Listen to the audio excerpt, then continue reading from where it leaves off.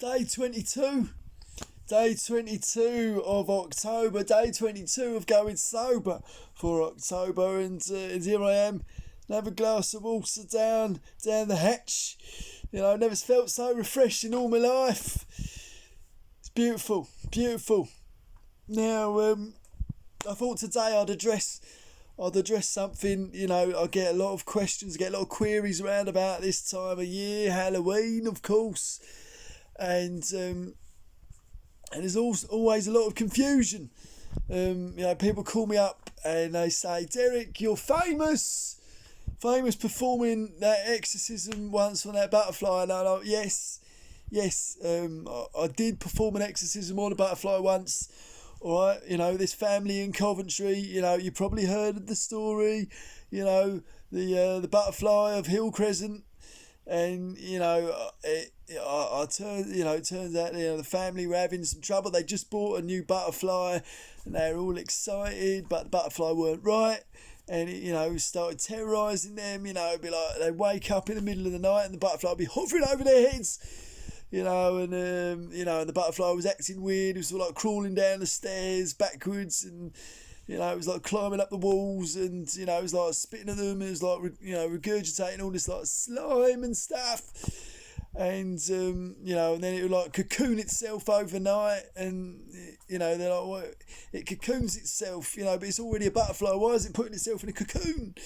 And you know, and I came along and I assessed the situation, and you know, and I said, well, look, here's the deal, right? The butterfly is tiny, right? It's not going to cause you any trouble, all right? Yes, there's a little demon living inside it.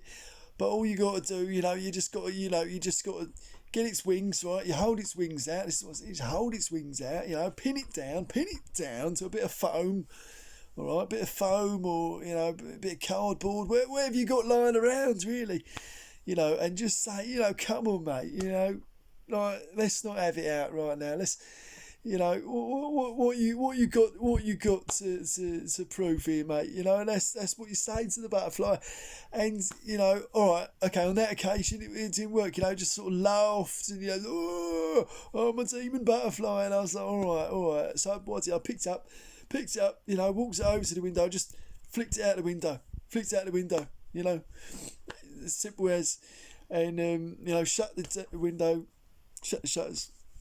Sparrowhawk comes flying out of the sky, picks up the butterfly, off it goes, never to be seen again. For that family never have any trouble ever again. Alright, it turns out they did have trouble the next Halloween. They brought in a tortoise, you know, had similar problems. I thought maybe it's the house. I told them, I don't think, you know, this is beyond my expertise. Maybe burn down the house, you know, if it's on an ancient burial ground or something, you know, maybe that's your problem. So they burnt down the house. Now they're living in a container under a bridge, and you know that's somehow, you know, it comes back to me every year. I'm reminded about that, you know.